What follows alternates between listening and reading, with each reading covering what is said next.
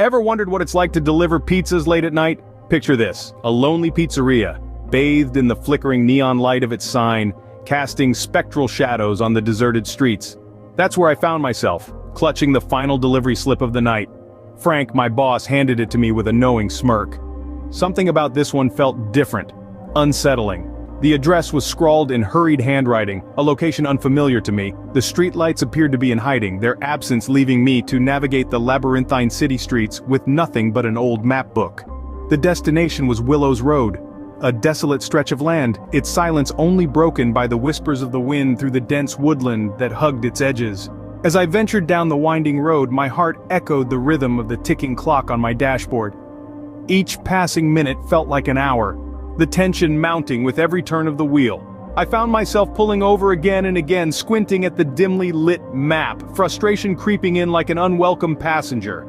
The atmosphere grew thicker, the silence louder, the darkness deeper.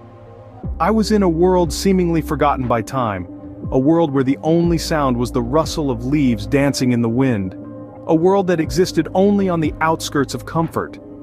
The sight of the road sign, etched in the darkness, sent a shiver down my spine. Willows Road. The name seemed ominous, like a warning whispered from the shadows. My headlights cut through the darkness, illuminating the narrow dirt path that veered off the main road, a path that was almost invisible to the untrained eye, a path that led to the unknown. As I turned onto the dirt path, my heartbeat quickened, the shadows seemed to grow longer, the silence deeper. My hands gripped the wheel tighter, knuckles white in the dim light of the dashboard. My mind was a whirlwind of thoughts, each one darker than the last. That's when I decided to call the number on the delivery slip. The voice that answered was unlike any I've heard before. It was a low, deep rumble, the kind that sends ice down your spine and makes your hair stand on end. There was something about it, something unsettling. It was as if the voice was not just heard, but felt, a reverberation in the pit of my stomach. The man's words were slow, deliberate, as if he was savoring each syllable. He guided me with painstaking precision, his voice the only sound piercing the deafening silence of the night. Left at the gnarled oak tree, right past the fallen signpost, down a narrow dirt path barely wide enough for my car. The path seemed to slither like a serpent in the grass, leading me deeper into the unknown. With each passing minute, the tension grew. The dirt road beneath me was untraveled, untouched. It was as though I was the first person to set foot here in years. The trees loomed overhead, their branches reaching out like skeletal hands, the rustle of leaves whispering secrets in the wind. I could feel my heart pounding in my chest, a relentless drum echoing my increasing fear. The voice on the phone, that chilling, haunting voice, was leading me somewhere I wasn't sure I wanted to go, but there was no turning back now. As I pulled up to the house, a faint orange glow emanated from within.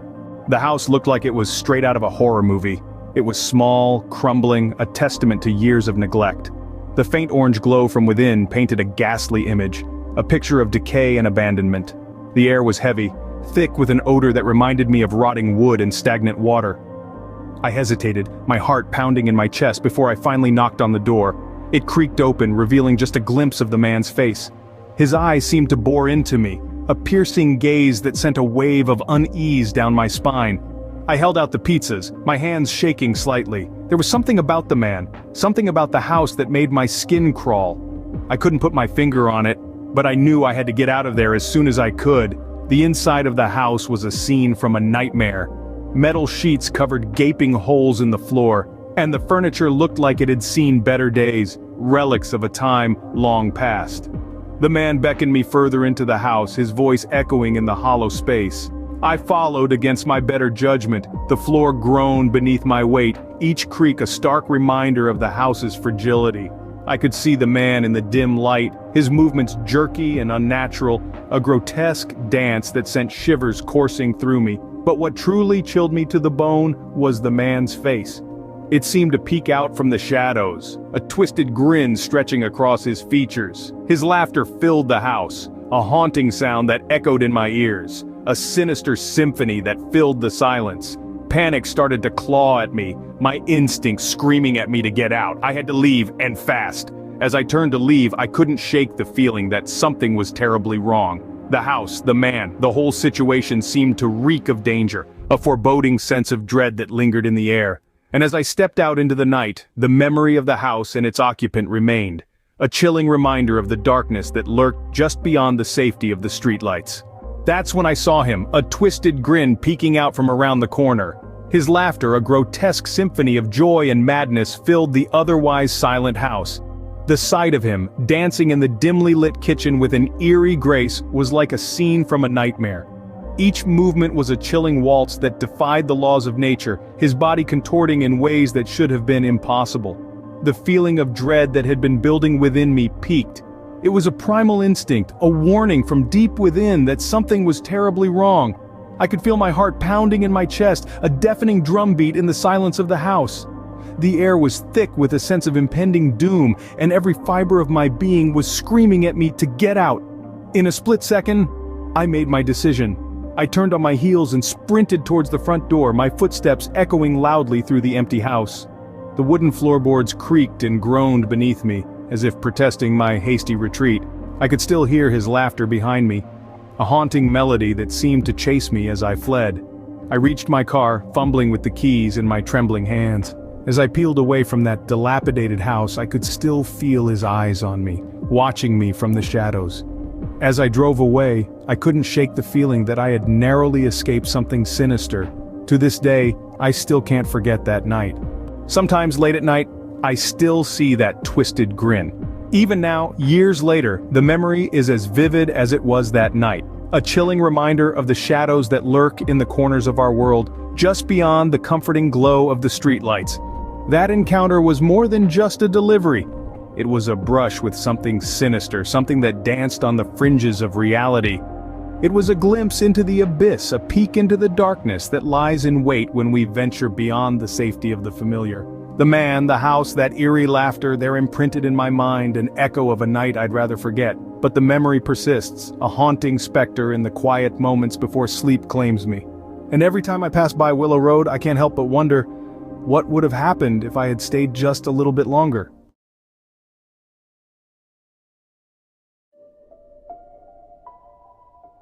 Empty stomach, grumbling wallet, another late-night delivery. Exhaustion clung to me like a second skin. My eyes stung, my head throbbed, but rent wouldn't pay itself. I swiped at the fatigue, grabbed my delivery bag, and headed out. College nights were always busy. A constant stream of orders.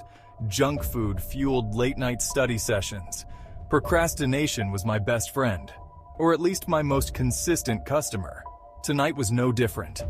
My phone buzzed with another order. Another chance to chase away the ever-present emptiness in my wallet.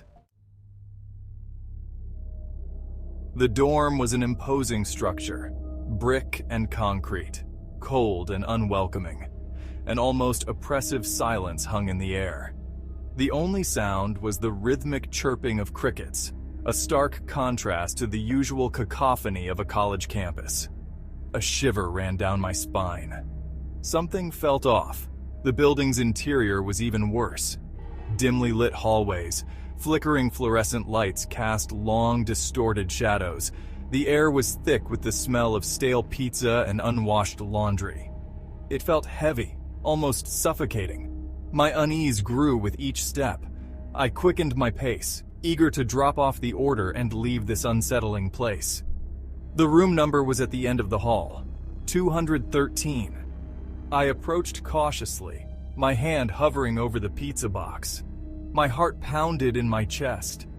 A strange mix of anticipation and dread washed over me. This was just a delivery, I told myself. Nothing to be scared of. But the silence, the oppressive atmosphere, it all whispered a different story. A handwritten note was taped to the door. Scrawled in hurried handwriting, it read, "Leave the food outside. Don't knock. Don't wait for a response. Just leave." Odd. Very odd. My apprehension intensified. This wasn't normal, not even for a late-night delivery to a college dorm. I hesitated, the pizza box feeling heavy in my hands. The note sent a chill down my spine. It felt like a warning, a plea to stay away. My gut screamed at me to leave, to drop the pizza and run. but the nagging need to complete the delivery to earn my pay kept me rooted to the spot. Against my better judgment, I followed the instructions. I placed the pizza and soda on the floor, my hand shaking slightly. I turned to leave. My steps hurried and uneven. The silence in the hallway seemed to press in on me, amplifying the sound of my own breathing. I half expected a hand to reach out from the room, to grab me, to pull me into the darkness. As I turned to leave, I heard a noise, a muffled thud, coming from inside the room. My blood ran cold. Curiosity, or perhaps a morbid sense of obligation, compelled me to take one last glance at the closed door. My hand hovered over the doorknob. A wave of dizziness washed over me. I felt lightheaded, disoriented. Taking a deep breath, I slowly opened the door. A sliver of darkness greeted me. The room was shrouded in an unsettling stillness. The air was heavy, thick with the scent of decay. A shiver ran down my spine, sending goosebumps erupting across my skin. My senses screamed at me to flee. I peered into the room, trying to discern anything in the darkness. My eyes strained to adjust to the gloom. The only light source was a faint glow emanating from a laptop screen, casting an eerie, flickering light across the room. The thud, the silence, the smell, it all coalesced into an unbearable sense of dread. I knew, with a chilling certainty, that something was terribly wrong. My eyes, finally adjusting to the darkness, landed on the source of the laptop's glow. It was open, positioned on a desk in the corner of the room. The screen displayed a static image, a grainy black and white photo. But it wasn't the image that sent a jolt of terror through me. It was the reflection in the screen. The reflection showed a figure standing behind me, tall, gaunt, with unnaturally long limbs. Its skin was pale, stretched taut over a skeletal frame. Its eyes, hollow and black, seemed to stare right through me. My breath caught in my throat. My heart pounded against my ribs, a frantic drum against the silence of the room. The figure moved closer, its reflection growing larger in the screen. Its long, bony fingers twitched, as if eager to reach out and touch me. I could feel its presence behind me, a chilling aura that seemed to drain the warmth from the room. My legs turned to jelly. My mind screamed at me to run, to escape the nightmare unfolding before me. Adrenaline surged through me, breaking the paralysis of fear. I stumbled back, tripping over my own feet in my haste to escape. The pizza box clattered to the floor, its contents scattering across the hallway. The figure in the reflection lunged forward, its skeletal hand reaching out towards me. I didn't scream. There was no time, only the raw instinct to survive. I scrambled back, my heart pounding in my ears. The hallway stretched before me, an endless tunnel of shadows and flickering lights. I ran, blindly, desperately, fueled by a primal fear I had never known. I didn't dare look back. The image of the figure, its hollow eyes and skeletal frame, was seared into my mind. The memory of its presence, the chilling aura that surrounded it, sent shivers down my spine. I ran until my lungs burned, until my legs screamed for mercy. I ran until the dormitory building, a looming monolith of fear, was far behind me. The memory of that night still haunts me. The eerie silence of the dorm, the cryptic note, the figure in the reflection. It all lingers, a constant shadow in the back of my mind. I haven't delivered to the dorm since. I can't. The fear is too real, too visceral. The experience changed me, shattered my sense of normalcy. The world, once a predictable place, now seemed fraught with unseen dangers, lurking in the shadows. I still see the figure sometimes, in my dreams, in the dark corners of my room. Its hollow eyes, its skeletal frame, a constant reminder of the horror that awaits in the darkness. I don't know what it was, what it wanted, but I know this: some doors are best left unopened. Some places are best left unexplored. The darkness holds secrets, some of which are best left undisturbed. And the next time I get a late-night delivery request from the dorms, I'll know better than to answer. The engine hummed, streetlights flickered. Another late-night delivery. I knew this neighborhood. Quiet houses, manicured lawns. My phone buzzed. New order, 46 Birchwood Lane. Easy. I parked, grabbed the food, and walked towards the house. The air felt heavy, unusually still. No crickets, no rustling leaves, just silence, and a growing unease in my gut. I rang the doorbell, waited, no answer, tried again, still nothing. The porch light cast long, distorted shadows. I thought about leaving, but something made me stay. The door creaked open, slightly ajar. I peered inside, dark, empty. Hello? My voice echoed in the silence, no response. I stepped in, hesitantly. The door slammed shut behind me. Heart jumped. I spun around, tried the handle, locked. Panic surged. Hello! I yelled again, louder this time. My voice shook, silence met me. Cold, heavy silence. My hand trembled, reached for my phone, no signal. The house felt different, smaller. The wallpaper, once floral, now grotesque faces, staring, mocking. I backed away, bumped into the wall. It felt soft, like flesh. I ran my hand along the surface. Goosebumps erupted. The wallpaper pulsed, breathed. My stomach churned. This wasn't right. This wasn't real. I stumbled back towards the front door. It was gone, replaced by a blank wall. No windows, no escape. Just the pulsing walls and the watching eyes. I ran, blindly, down a hallway. It seemed to stretch on forever. The air grew thick, hard to breathe. Each step heavier than the last. Doors lined the hallway, each one identical. Dark oak, no handles. I rattled one, sealed shut. A muffled laughter echoed from within. I recoiled. The laughter followed me, whispering my name, taunting me, urging me forward. The hallway seemed to twist in on itself, a dizzying spiral. Panic clawed at my throat. My heart pounded against my ribs. The air grew thick with a cloying sweetness, nauseating, suffocating. The wallpaper pulsed faster. The eyes blinked, mocked. The laughter grew louder, closer. My breath came in ragged gasps. I couldn't breathe. I slid down against the wall, defeated, trapped. The sweetness overwhelmed me. My vision blurred. The laughter filled my head, consuming me. A glimmer. At the end of the hallway, a sliver of light. Hope surged. I pushed myself up, stumbled towards it, each step a monumental effort. The laughter faded. The air cleared. The wallpaper stilled. The light grew, became a doorway, a way out. I lunged through it. The hallway vanished. The laughter silenced. The grotesque faces disappeared. I collapsed onto the porch, gasping for air, drenched in sweat. The familiar street greeted me. Streetlights hummed. My car sat at the curb. The engine still running. The world felt solid again, real. I stumbled to my feet, fumbled for my keys, unlocked the car, slid into the driver's seat. The air inside smelled normal. No trace of the cloying sweetness. I turned the key. The engine roared. I pulled away from the curb, from 46 Birchwood Lane, from the nightmare.